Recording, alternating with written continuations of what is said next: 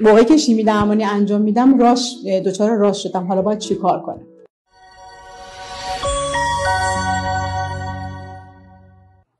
به نام خدا، من خرمشاهی هستم، پرستار بخش آنکولوژی. زمانی که شیمی درمانی بیمارا انجام میدن در نواحی مختلف بدنشون دچار یه سری تغییرات میشن. توی مو ریزش مو هستش، توی چشم التهاب ملتهبه هستش، خارش هست، اشک ریزش هست، افتادگی پلک هستش. در پوستشون و افزایش رنگانه هست، پوستشون تیره تر میشه، خشک میشه، بعد خارش ممکنه داشته باشه، ترک خوردگی روی پوست داشته باشن و افزایش حساسیت به نور هستش. در خود پوست ناخن هم همینطور. در ناخن هم ممکن هستش که شما ناخنای یه سری دارو هستن که وقتی بیمار استفاده میکنه ناخناشون تیره میشه، ناخناشون مثلا عفونت میکنه و این باعث نگرانی بیمار میشه که حالا من دچار این عوارض شدم چیکار باید بکنم. شما زمانی که دچار راش‌های پوستی میشین چند تا نکته رو باید رعایت بکنید.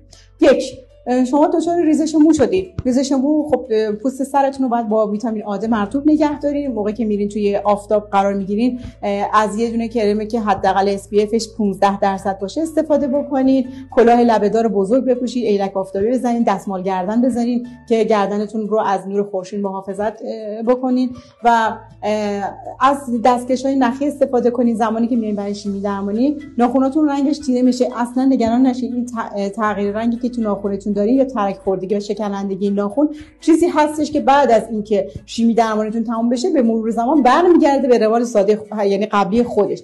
حتی اگر شما ناخنتون افتاد نگران نشید، چون که به جاش ناخن جدید رشد میکنه.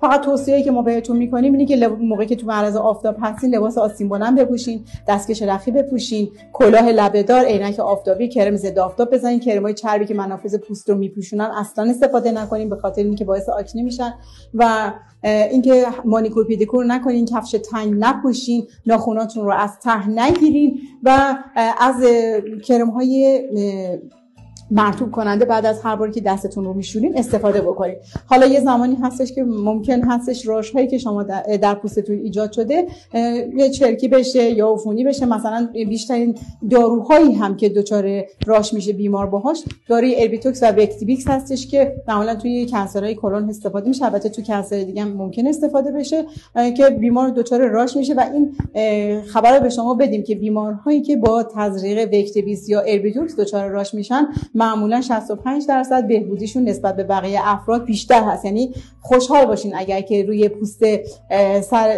البته که این راش ها در ناحیه شونه ها، قسمت فوقانی قفسه سینه، قسمت فوقانی پشت بیشتر هستش و روی صورت. خب اگر جوش زدین و دیدین که مثلا حالا الان من اولین دوره است دارم دارو میزنم، چرا اینقدر سر و صورتم جوش زده، چیز نگران کننده نیست و باعث خوشحالیتون باشه، به خاطر اینکه این نشان دهنده اثر بخشی بهتر دارو هستش و یه خبر خوب برای شما هستش که روند بهبودی خیلی بهتر و بیشتر داره پیش میره.